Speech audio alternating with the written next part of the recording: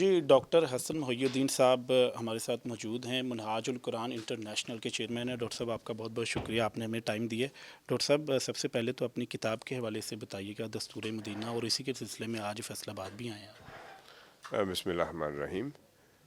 میں فیصل آباد آنے کا جو مین مقصد ہے وہ ڈسٹرکٹ بار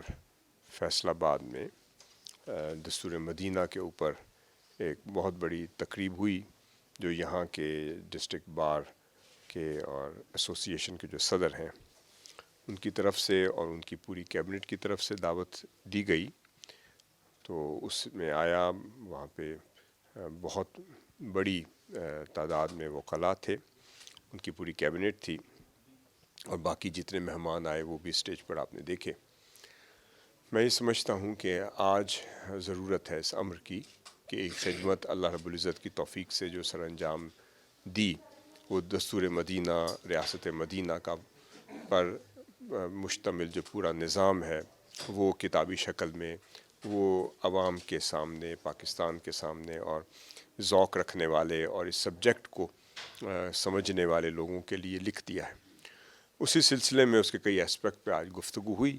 میں سمجھتا ہوں کہ جن حالات سے ہم گزر رہے ہیں اس کا ایک سبب یہ ہے کہ ہمیں وہ آقا صلی اللہ علیہ وسلم کی سیرت طیبہ کا یہ آئینی، دستوری، ریاستی اور سیاسی پہلو، اس سے ہم نابلد بھی تھے، شاید جاہل بھی تھے، شاید ہمیں وہ ایکوریٹ نالج بھی نہیں تھا۔ اب اس کے آنے کے بعد ہر طبقے کے لیے اس میں رہنمائی اویلیبل ہے، اور میں یہ سمجھتا ہوں جو 63 آرٹیکل اس میں ہیں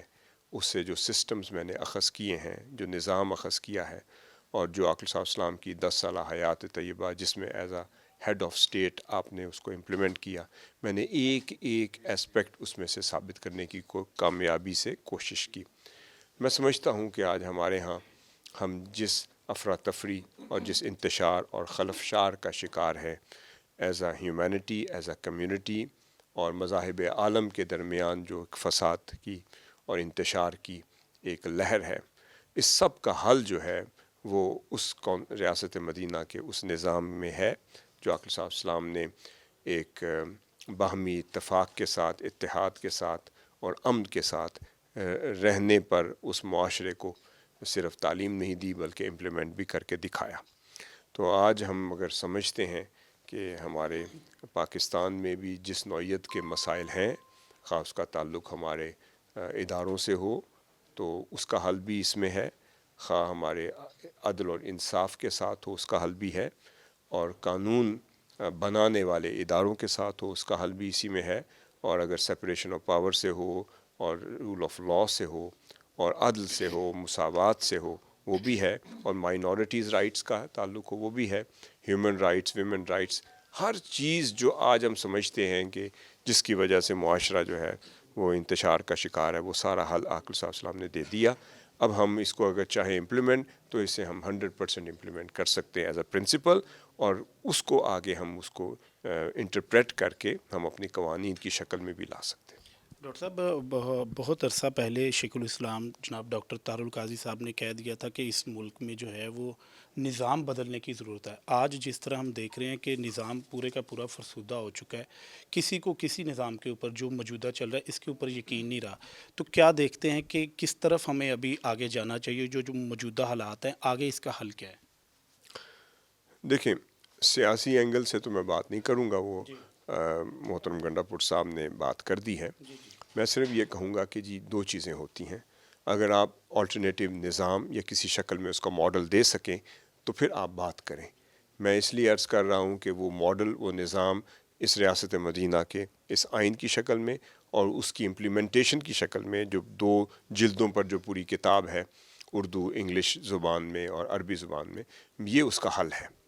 اگر ہم آج بھی ایز اے قوم واپس اپنے کھوئے ہوئے مقام کو حاصل کرنا چاہتے ہیں، اس کا حل بھی یہ ہے، اور ادارے بھی اگر ریویو کرنا چاہتے ہیں کہ ہم کہاں غلط ہیں اور معاشرہ کدھر غلط جا رہا ہے اور اس کی سمت درست کیسے ہو سکتی ہے، میں سمجھتا ہوں کہ اس کا ماڈل بھی یہ ریاست مدینہ کا آئین ہے۔ میں پریکٹیکل بات کروں گا، جب آپ اس کو پڑھیں گے لوگ اور مختلف ادارے اور قانون نافذ کرنے والے ادارے، قانون بنانے والے ادارے، اور جس کا اس میں ریلیونس ہے، وہ جب ریلیونٹ ڈپارٹمنٹ پڑھے گا تو اس کو اس کی روشنی جو ہے وہ آئین مدینہ کی شکل میں ضرور ملے گی انشاءاللہ۔ ڈاکٹر صاحب ایک لاسٹ کویسچن ہے، یہ بتائیے گا کہ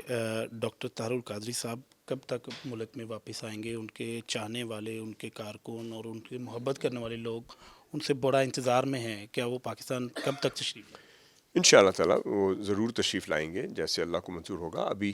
چونکہ وہ اپنے جو پروجیکٹس ہیں اس کی تکمیل میں مصروف ہیں، اور اس میں سے بھی وہ 90% 95% وہ اسے اپنی طرف سے مکمل کر چکے ہیں۔ اب اس کے تکمیلی مراحل ہیں، اس کے پرنٹنگ کے مراحل ہیں، اس کے ریویو کے مراحل ہیں، اس سے وہ کام گزر رہا ہے۔ 45 جلدوں پر تفسیر قرآن ہے، 60 جلدوں پر احادیث کا مجموعہ ہے، اس کے بعد کئی اور شرح صحیح بخاری ہے، کئی اور اینگل پہ کتابیں ہیں۔ اتنا کچھ جو ذخیرہ انہوں نے اس عرصے میں تیار کیا ہے، جو یہاں وہ رہتے اور روٹین کی مصروفیات، جو خدمت پورا ادارہ، تحریک، کارکن اور یہ سارے لیڈرز جو انہوں نے تیار کیے ہیں، یہ دائیں بائیں جو بیٹھے ہیں، یہ ان کی گائیڈنس میں یقیناً کام کر رہے ہیں، ان کی تعلیمات اور ارشادات اور ان کے ویژن کی امپلیمنٹیشن میں ہی کام کر رہے ہیں۔ اور میں یہ سمجھتا ہوں کہ لیڈر وہ ہوتا ہے جو ہر شے کو اپنی ذات تک مرکوز رکھنے کی بجائے وہ لیڈرز تیار کرے۔ میں یہ سمجھتا ہوں حضور شیخ الاسلام نے سینکڑوں ہزاروں لیڈرز تیار کیے ہیں، اس قوم کو دیے ہیں۔ انشاءاللہ ایک وقت آئے گا یہ لیڈرز اپنے اپنے وقت میں، مگر صرف یہ ہے کہ ان کا ہمارا تقاضا اور ہے۔ یہ لیڈرز جو ہے یہ وہ جینوئن لیڈر ہیں جن کے پاس علم ہے، نالج ہے، عمل ہے، کردار ہے، مگر اس کے حاملین ضرور تیار کیے ہیں، اور انشاءاللہ تعالیٰ اپنی منزل کی طرف رواں دواں ہے۔ ایک وقت آئے گا معاشرے میں ہر شخص اور ہر لیڈر اپنا کردار ضرور ادا کرتا ہوا نظر آئے گا۔ بہت بہت شکریہ ڈاکٹر صاحب۔